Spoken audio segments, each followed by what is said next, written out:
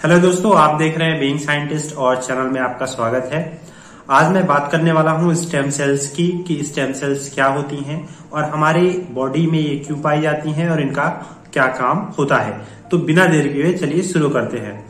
तो stem cell को जानने से पहले आपको ये पता होना चाहिए कि हमारी जो बॉडी है वो ग्रुप ऑफ सेल से बनी हुई है और हमारी बॉडी की जो एक बेसिक यूनिट है, जो फंक्शनल यूनिट है, वो एक सेल होती है। सेल से मिलकर टिश्यूज बनते हैं, टिश्यू ही आगे चल के ऑर्गन और आगे चल के ऑर्गन सिस्टम और यही पूरा सिस्टम आपकी बॉडी का निर्माण करते हैं। ये सेल्स कहाँ से आई है, ठीक है।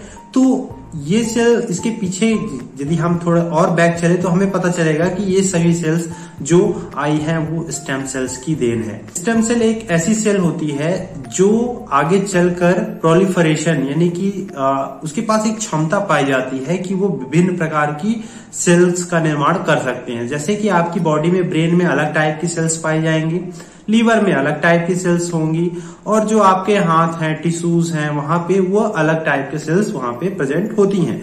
तो स्टेम सेल किसी बॉडी को, यदि आप ऐसे समझो, वो रॉ मटेरियल की तरह है। आपकी बॉडी निर्माण में वह मदद करती है। जैसे कि कोई भी बीमारी है जिसमें आपने अपने कुछ टिश्यूज को खो दिया, सपोज करो भगवान ना करे किसी का एक्सीडेंट हो और उसने अपनी कुछ लीवर डैमेज हो गया, इंटरनल ऑर्गन डैमेज हो गए, तो वहां की जो सेल्स की क्षतिपूर्ति है वो कैसे कंप्लीट होती है। तो ये पूरा काम स्टेम सेल करती है। स्टेम सेल्स में और कौन कौन सी क्षमता पाई जाती है? इनमें मुख्यतः दो एबिलिटी बहुत अच्छी होती है कि स्टेम सेल, ये कोशिका लगातार विभाजित होती हैं, पहली चीज।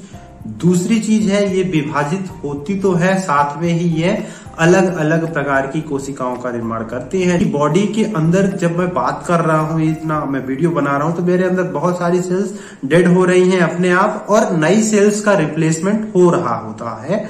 इस पैरेलल प्रोसेस में स्टेम सेल भाग लेती है। बात करते हैं different type of stem cells की। तो ये तीन प्रकार से है। पहला है एम्ब्रियोनिक स्टेम सेल, दूसरा है अडल्ट स्टेम सेल्स और तीसरा है इंड्यूस्ड प्लोरीपोटेंट स्टेम सेल्स। तो पहले मैं बात कर लेता हूं एम्ब्रियोनिक स्टेम सेल्स की। एम्ब्रियोनिक स्टेम सेल्स, जैसे कि नाम है कि ये भ्रूण में पाया जाता है। जैसे कि कोई भी एक भ्रूण है वो 5 से 10 दिन पुराना है, यानी कि अभी वो ग्रो कर रहा है, तो वो सिर्फ अभी भ्रूण है। तो एक ग्रुप ऑफ स्टेम सेल्स है जो लगभग 150 कोशिकाओं से मिलकर बना है और ये इनके अंदर नेचर होता है कि ये डिवाइड होके और भी स्टेम सेल्स का निर्माण करते हैं। और इसके जस्ट थोड़ा अपोजिट होता है जो अडल्ट स्टेम सेल है, क्योंकि वह अडल्ट हो चुकी हैं तो जो उनका स्कोप हो जाता है वो बहुत लिमिटेड हो जाता है। Adult stem cells bone marrow में पाई जाती स्टेम सेल्स हैं, वह केवल लिमिटेड स्कोप होने की वजह से वो केवल लाल जो रक्त कणिकाएं हैं या ब्लड सेल्स जिन्हें हम कहें, जैसे कि आरबीसीज हैं, डब्ल्यूबीसीज हैं, इन कोशिकाओं के निर्माण में भाग लेते थे। लेकिन जो रिसेंट रिसर्च कहता है कि अडल्ट स्टेम सेल्स इसको लिमिटेड ना होके यह हार्ट की मसल सेल का निर्माण करते हैं। इसके अलावा यह बोन के निर्माण में भी यह मदद करते हैं। अडल्ट स्टेम सेल्स में रिसर्च अभी जारी है। ये जनरली अभी अडल्ट्स पे ट्राई हो रहा है और न्यूरोलॉजिकल जो भी डिसीजेस हैं उसे क्योर करने में इन स्टेम सेल्स का अभी इस्तेमाल किया जा रहा है। मैं एक इंफॉर्मेशन ऐड करना चाहता हूं। अभी आपने सुना होगा कि दुनिया का तीसरा व्यक्ति HIV एड्स से क्योर हुआ है और ये HIV एड्स क्योर होने में यही अम्बिलिकल कॉर्ड का ब्लड से जो पेरिनेटल स्टेम सेल्स है उसकी मदद से यह क्योर हो पाई है। तो दुनिया में की यह पहली महिला है जो HIV एड्स को मात दे पाई है और इसके अलावा 2 और व्यक्ति हैं जो स्टेम सेल थेरेपी के माध्यम से HIV एड्स से क्योर हो चुके हैं। तो जो 2 पुरुष हैं जो HIV एड्स से क्योर हुए हैं वो स्टेम सेल थेरेपी के माध्यम से क्योर हुए हैं। लेकिन अभी जो नई थेरेपी डिस्कवर हुई है अम्बिलिकल कॉर्ड ब्लड, जिसमें पेरिनेटल स्टेम सेल्स हैं, सबसे अच्छी चीज ये है कि वो प्री मैच्योर होती है और उसको एम्ब्रियोनिक होने की वजह से वो डिस्टिंग्विश नहीं कर पाती है कि ये सही बंदा है उसके लिए रिसीवर की नहीं। तो ये इसका जो स्कोप है वो ब्रॉडर है। तो पेरिनेटल स्टेम सेल्स की मदद से ही जो अम्बिलिकल कॉर्ड ब्लड से जो नई थेरेपी आई है, जिससे जो पहली महिला है इसे मात देने में सफलता हासिल करी है।